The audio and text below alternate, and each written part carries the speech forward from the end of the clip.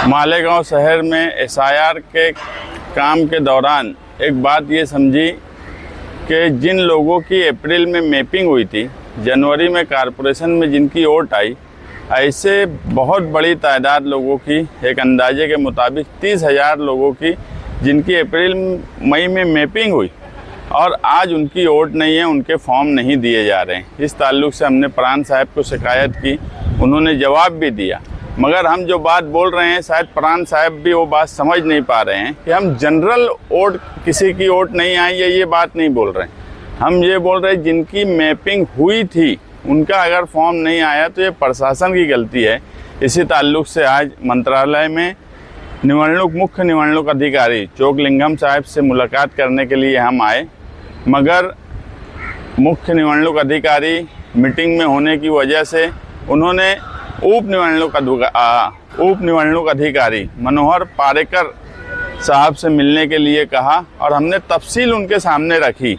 तो उनको भी पहले ये लगा कि जनरल लोगों की वोट नहीं है, ऐसी बात समझी, मगर जब हमने कहा कि मैपिंग हुई थी, महानगर पालिका इलेक्शन में वोट दिए हैं, तो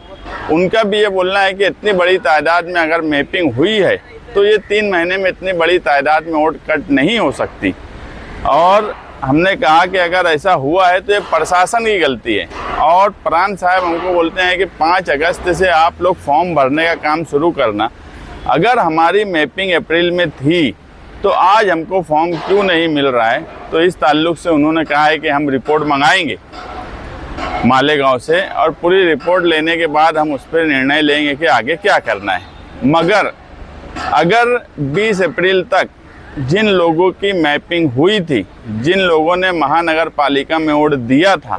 ऐसे लोगों के फॉर्म इलेक्शन कमीशन नहीं देगा तो 21 अप्रैल को प्रांत कचहरी, 21 जुलाई को प्रांत कचहरी के सामने सहयोग आंदोलन होगा, एक बड़ा आंदोलन होगा, क्योंकि ऐसी नाइंसाफ़ी के खिलाफ के जिन्होंने मैपिंग की, अगर उनकी वोट अप्रैल में थी तो आज वोट कहाँ चली गई? तो ऐसी नाइंसाफ़ी के खिलाफ समाजवादी पार्टी खामोश नहीं बैठेंगी, हर हाल में आंदोलन किया जाएगा।